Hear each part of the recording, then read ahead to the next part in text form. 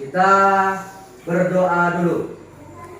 Bismillahirrahmanirrahim. Radina billahi rabba wa bil islami dina wa bi Muhammadin nabiyyan wa rasulan. Rabbi zidna ilman warzuqna fahma bi rahmatika ya arhamar rahimin. Walhamdulillahi rabbil alamin. Sebelum kita mulai pembelajaran, kita baca Al-Fatihah dulu. Ya hadirin Nabi Mustafa Muhammadin sallallahu alaihi wasallam wa ala alihi wa sahbihi wa zawjihi wa dhurriyyatihi wa ahli baitihi. Bismillahirrahmanirrahim. Lahumul Fatihah. A'udzu billahi minasyaitonir rajim. Bismillahirrahmanirrahim.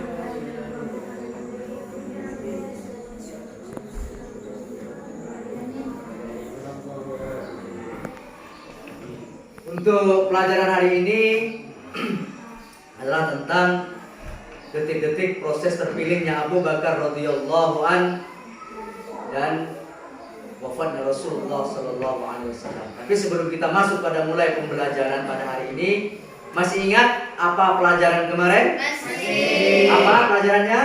Haji Wada. Apa itu Haji Wada? Haji perpisahan. Nah, pada hari ini kita akan belajar tentang detik-detik wafatnya Rasulullah sallallahu alaihi wasallam dan proses terpilihnya Abu Bakar radhiyallahu an sebagai khalifah pertama umat Islam kala itu. Maka dari itu pelajaran pada hari ini kompetensi dasarnya adalah ya. Kompetensi dasarnya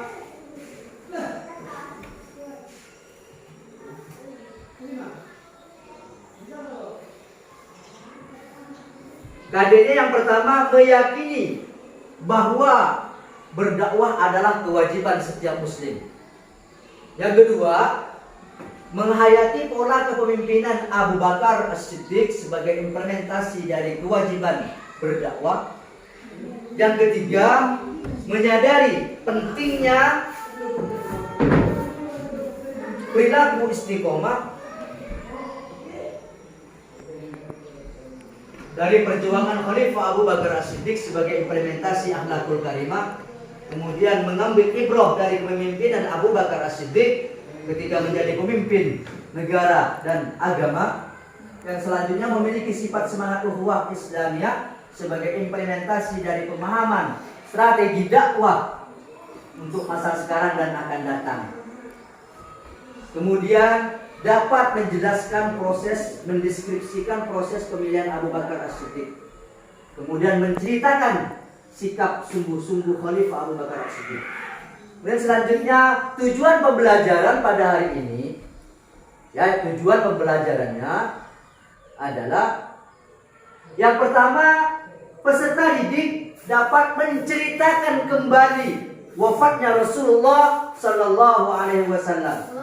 Yang kedua, peserta didik dapat menceritakan kembali proses terjadinya pemilihan Abu Bakar As-Siddiq di Balai Sakifah Bani Sa'idah. Kemudian peserta didik dapat menyebutkan biografi Abu Bakar As-Siddiq radhiyallahu an. Selanjutnya, peserta didik dapat membacakan ayat Al-Quran surah Ali Imran ayat 144 yang pernah dibacakan Abu Bakar ketika wafatnya Nabi Muhammad sallallahu alaihi wasallam untuk menenangkan Sayyidina Umar bin Khattab radhiyallahu an. Kemudian, peserta didik dapat mengambil ibrah dan manfaat kedepannya di dalam kehidupan sehari-hari dari video pembelajaran yang telah ditampilkan oleh guru di dalam kelas. Nah, anak-anak, ketika kita sudah tahu tujuan pembelajarannya, maka nanti ketika kalian sudah melihat, mengamati video pembelajaran yang akan Bapak tampilkan hari ini, maka kalian harus bisa yang pertama menceritakan kembali proses terpilihnya, proses wafatnya Rasulullah Sallallahu Alaihi Wasallam, kemudian proses terpilihnya Abu Bakar radhiyallahu an sebagai khalifah dan bisa menyebutkan kembali ayat Al-Quran surah Al-Imran ayat 144. Maka dari itu mari kita perhatikan, mari kita lihat video pembelajaran pada kali ini agar kalian bisa paham, bisa menjelaskan kembali detik-detik wafatnya Rasulullah Sallallahu Alaihi Wasallam dan terpilihnya Abu Bakar radhiyallahu an sebagai khalifah. Tuh, paham? Tugas kalian apa nanti? Bisa menceritakan kembali wafatnya Rasulullah Sallallahu Alaihi Wasallam dan proses terpilihnya Abu Bakar. Paham ya, Nak ya? Paham? Ketika kalian sudah paham, mari kita saksikan bersama-sama video pembelajaran pada hari ini. Jasad Rasulullah Sallallahu Alaihi Wasallam telah ditutup dengan kain putih riba. Umar Al-Khattab yang terbawa emosi berkata, sesungguhnya beberapa orang munafik mengira Rasulullah Sallallahu Alaihi Wasallam telah wafat. Sesungguhnya Rasulullah demi Allah tidaklah mati.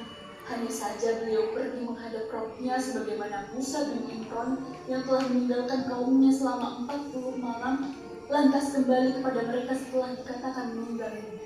Demi Allah, Rasulullah Sallallahu Alaihi Wasallam pasti kembali sebentar lagi sebagaimana kembalinya Musa, dan akan memotong tangan dan kaki orang-orang yang mengira beliau telah meninggal dunia.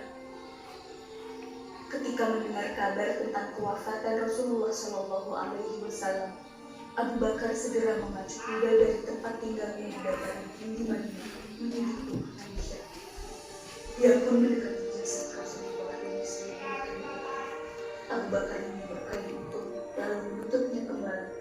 Memeluk jasad beliau sambil menangis, Abu Bakar berkata, demi ayah dan ibuku sebagai tebusan, Allah tidak akan mengimpun dua kematian pada diri engkau.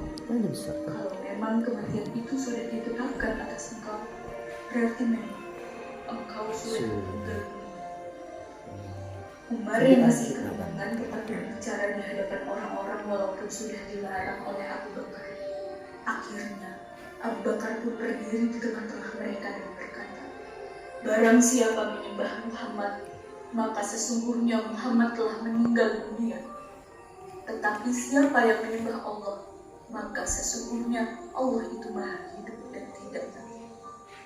Abu Bakar kemudian membacakan firman Allah. A'udzu billahi minasyaitonir rajim. Wa ma Muhammadun illa rasulun qad khalat min qablihi rusul.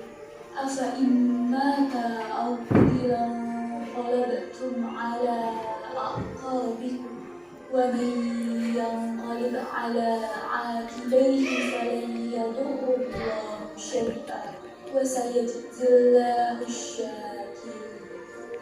Muhammad itu tidak lain hanyalah seorang rasul. Sungguh telah berlalu sebelumnya beberapa orang rasul. Apakah jika dia wafat atau dibunuh, kamu berbalik ke belakang lalu murtad? Barang siapa yang berbalik ke belakang, maka ia tidak dapat mendatangkan mudarat kepada Allah sedikit pun. Dan Allah akan memberi balasan kepada orang-orang yang bersyukur. Quran Surat Ali Imran ayat 144. Setelah mendengar ayat itu, Umar menjadi linglung dan jatuh ke tanah. Barulah dia menyadari bahwa Rasulullah Sallallahu Alaihi Wasallam benar-benar telah tiada. Pada saat itu, Abu Bakar telah menyelamatkan situasi dengan keberanian dan ketabahannya, terlepas dari beratnya kesedihan atas wafatnya Nabi Sallallahu Alaihi Wasallam. Sebelum jasad Rasulullah Sallallahu Alaihi Wasallam diurus, terjadi dialog dan perdebatan antara pihak Muhajirin dan Ansor tentang siapakah yang akan menggantikan beliau Sallallahu Alaihi Wasallam. Peristiwa ini terjadi di Saqifah Bani Sa'ad.